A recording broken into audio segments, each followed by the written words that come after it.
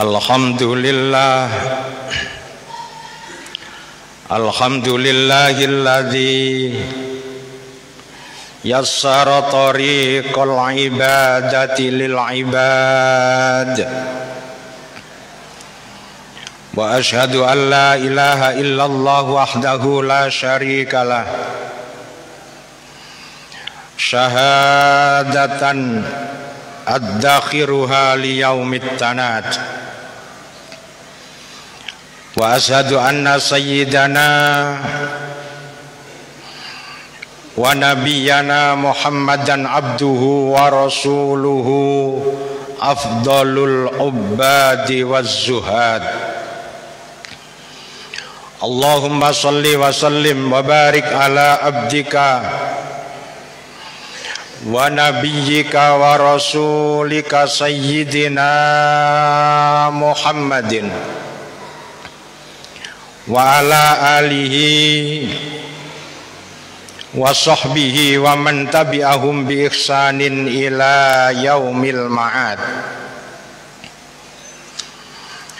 Amma ba'd, faya ibadallah, faya ayyuhal khadhirun rahimakumullah, usikum bitaqwallahi la'allakum turhamun. Hadirin jamaah salat Jum'ah rahimakumullah.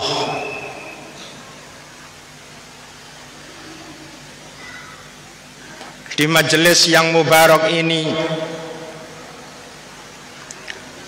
marilah kita tingkatkan takwa kita kepada Allah Subhanahu wa ta'ala dengan melaksanakan perintah-perintahnya dan juga menjauhi larangan-larangannya, agar kita sekalian menjadi orang yang bahagia di dunia sampai ke akhirat. Hadirin jamaah salat Jum'ah yang dimuliakan Allah Subhanahu wa ta'ala,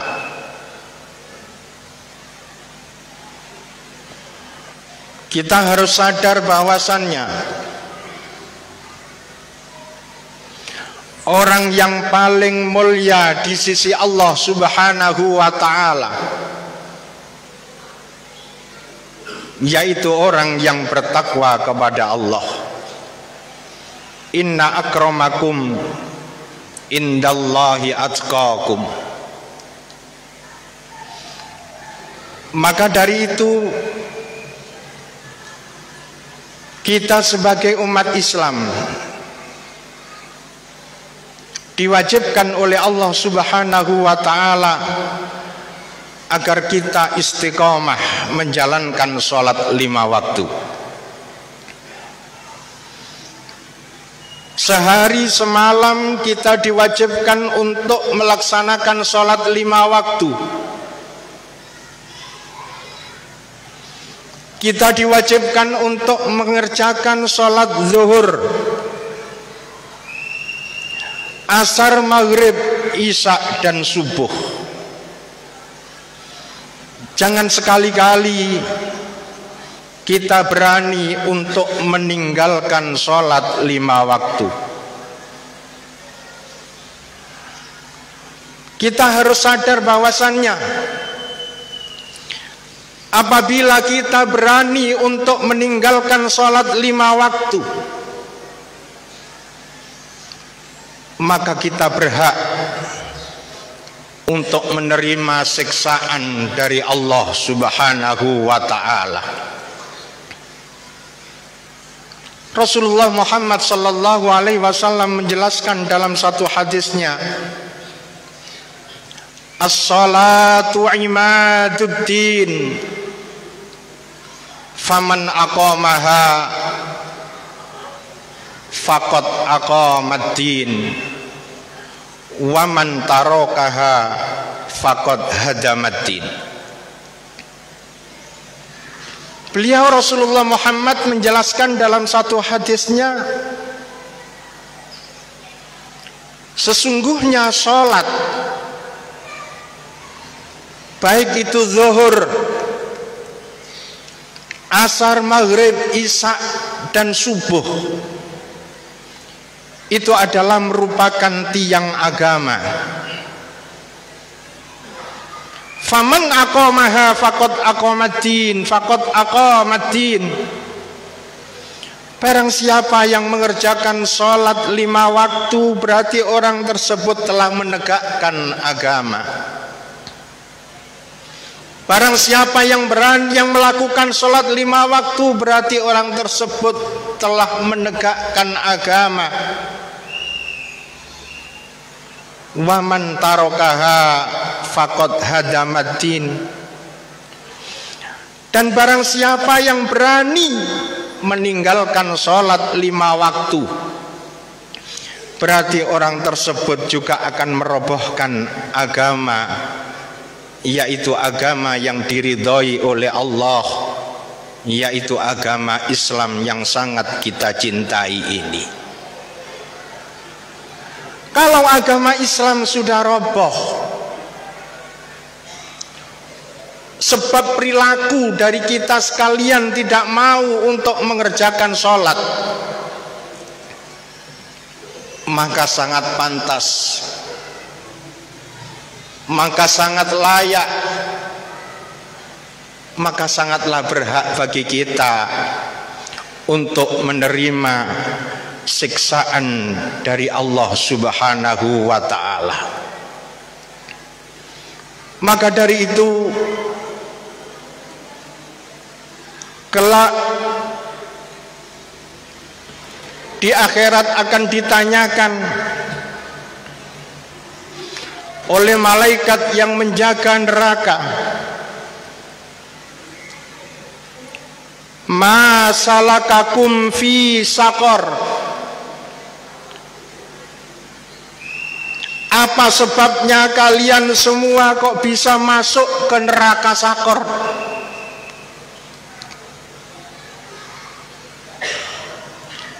Terus malaikat Zabaniyah,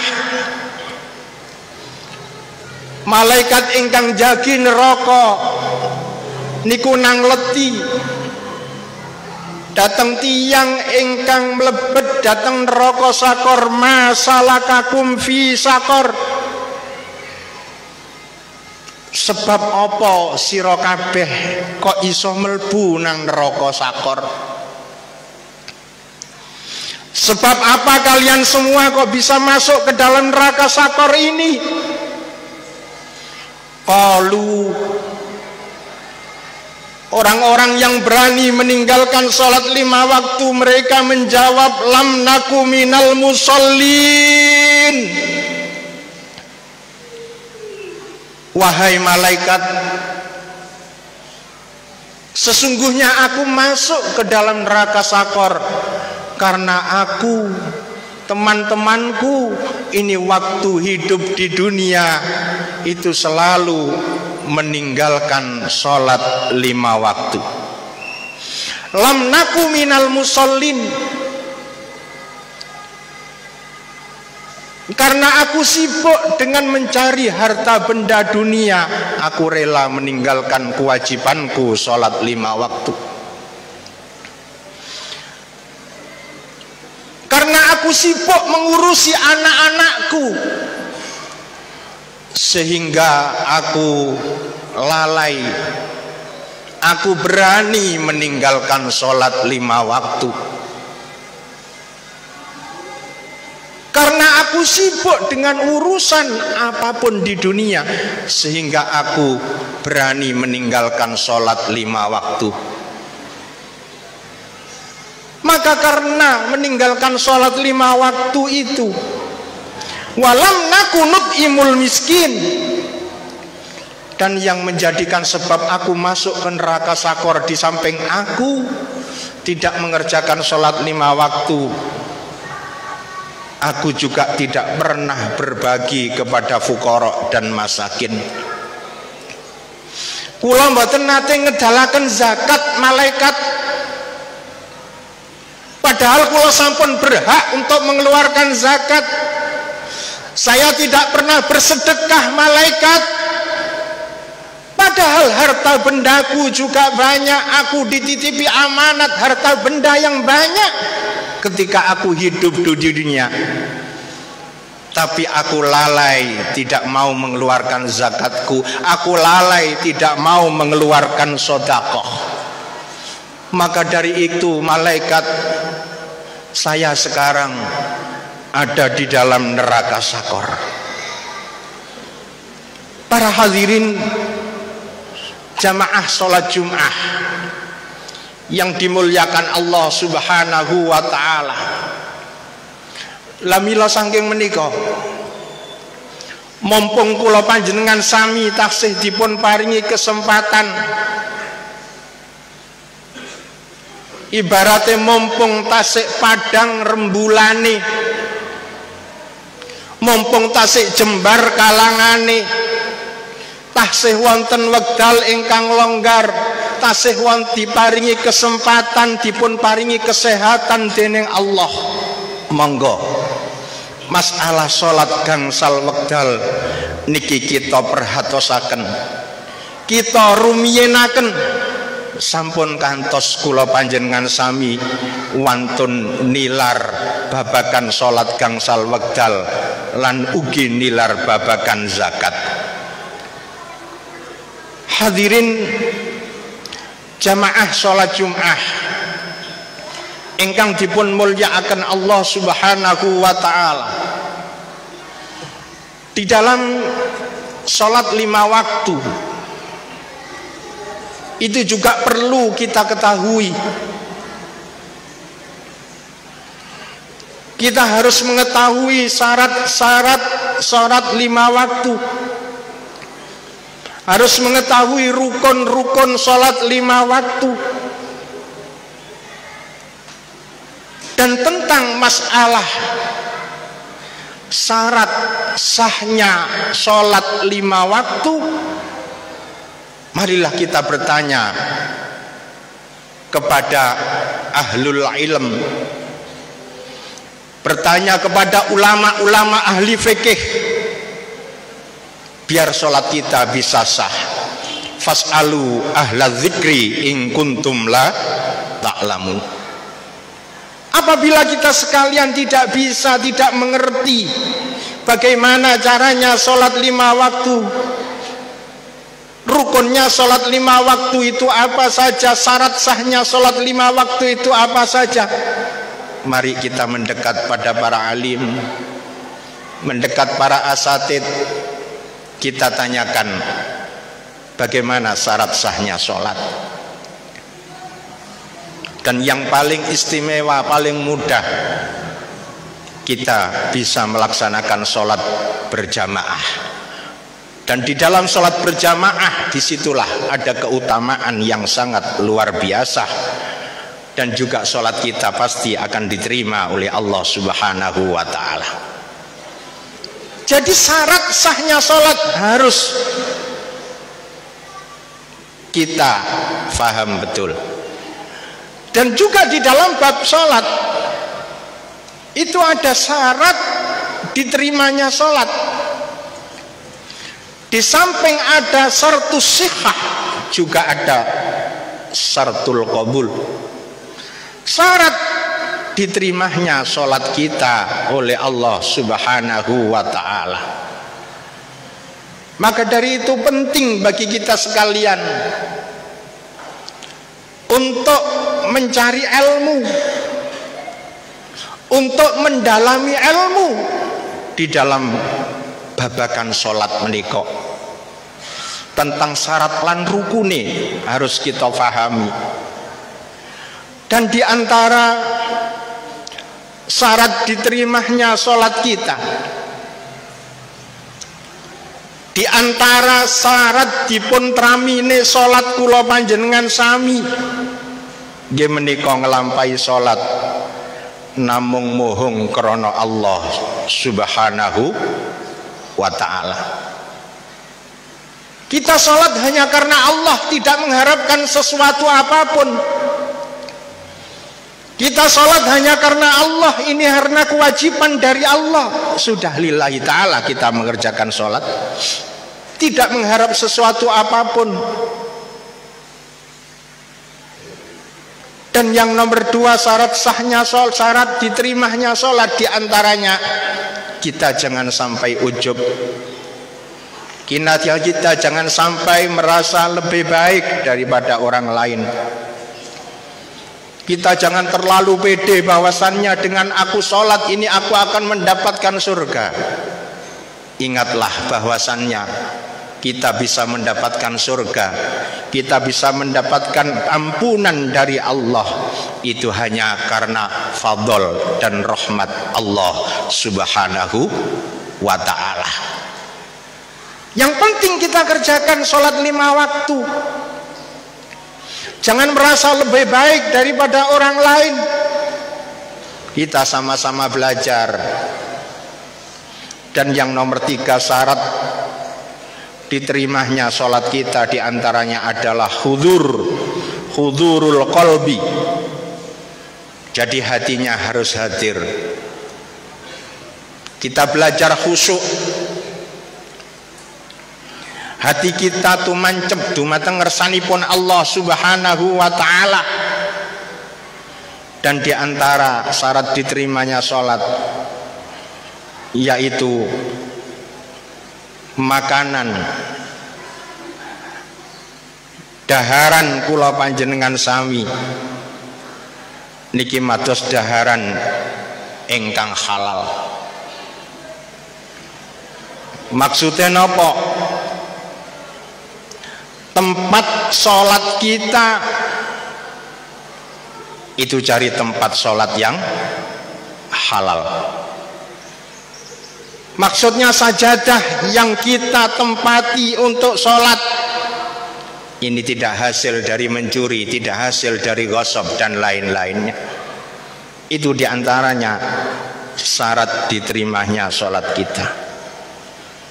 Dan begitu juga kita dalam mengerjakan sholat, kita harus berani mencari rizki yang halal, rizki yang diridhoi oleh Allah subhanahu wa ta'ala. Sehingga dengan rizki yang halal bisa kita dapatkan peralatan sholat yang halal. Sedikit pun tidak kecampuran dengan perkara yang haram. Pakaian yang dipakai untuk mengabdikan diri kepada Allah, untuk mengerjakan sholat kepada Allah dari hasil yang halal. Rasulullah Muhammad sallallahu alaihi wasallam menjelaskan, man shalla fi thawbin bi asrati darahim wa fiha dirhamun min haramin lam tuqbal lahu sholatu. Terus Kanjeng Nabi sapane uang sing nglakoni salat pakaiannya seharga 10 dirham, membeli pakaian seharga 10 dirham wa fiha dirhamun, tapi yang 1 dirham itu hasil dari barang haram. 9 dirham uang halal, 1 dirham dari barang yang haram. Kemudian dibeli pakaian dan kemudian pakaian tersebut dibuat sholat, lan tuqbal lahu sholatun, lam tuqbal lahu sholatun, maka sholatnya tidak akan diterima oleh Allah subhanahu wa ta'ala. Hadirin wal hadirat, hadirin jamaah sholat Jum'ah yang dimuliakan oleh Allah subhanahu wa ta'ala. Maka dari itu penting bagi kita sekalian untuk mengikuti sabda baginda Rasulullah Muhammad sallallahu alaihi wasallam, innallaha thayyibun la yaqbalu illa thayyiban. Sungguhnya Allah itu maha suci, maka Allah akan menerima kecuali yang diterima itu adalah barang yang suci atau barang yang halal. Man akalal harama wa atalal ibadah fahuwa kal hamamil ladzi raqada ala bidin fasidin fahuwa yut'ibu nafsahu fi tulil maqam thumma la yufarriqu syai'an bal yakhruju madira. Imam Ali Al-Khawas menjelaskan, barang siapa yang makan perkara haram, yang dimakan selalu barang yang diharamkan oleh Allah, kemudian wa atalal ibadah, makannya barang haram, ibadahnya semangat, maka kata Imam Ali Al-Khawas, fahuwa kal hamamil ladzi raqada ala bidin fasidin, orang tersebut diibaratkan seperti burung darah kados merpati koyok manuk dara, alladzi raqada ala bidin, manuk dara sing ngenggremi endok sing rusak, endok kuwukan, fahuwa yut'ibu nafsahu, maka burung merpati tersebut hanya mayahno ngeselno awake fitulil makom, di tempat itu, tempat netes semek tuas kesel, summa la yufarriqu syai'an bal yakhruju midra, maka tidak akan menetaskan benih, tapi melainkan hasil sing ditetesi niku hanyalah endok kuwukan. Maka dari itu kita sekalian, kula panjenengan sami penting, ternyata makan perkara yang halal ini sangat mendukung diterimanya ibadah kita oleh Allah Subhanahu wa ta'ala. Inna fi jahannama baitan yusamma baital hazan a'addahullahu liman tasaddaqa min malin haramin. Begitu juga di samping kita istiqomah menjalankan sholat, kita harus istiqomah dalam menjalankan zakat kalau memang kita sudah berkewajiban, dan menjalankan sedekah. Karena di dalam neraka jahanam itu terdapat rumah, yang mana rumah tersebut namanya Baitul Hazan. Baitul Hazan itu memang disiapkan oleh Allah bagi orang yang senang bersedekah, tapi yang disedekahkan itu barang yang haram. Nah, mudah-mudahan kita sekalian selalu dituntun dengan hidayahnya Allah Subhanahu wa ta'ala, sehingga kita sekalian dapat menjalankan sholat 5 waktu dengan istiqomah, dan juga dapat berbagi kepada sesama, lebih-lebih kepada fuqara dan masakin. Inna ahsanal mawa'idis syafiyah kalamu man la takhfa alaihi khafiyah. A'udzu billahi minasyaitonir rajim. Faman ya'mal mithqala dzarratin khairan yarah wa man ya'mal mithqala dzarratin syarran yarah wa qur rabbighfir warham wa anta khairur rahimin.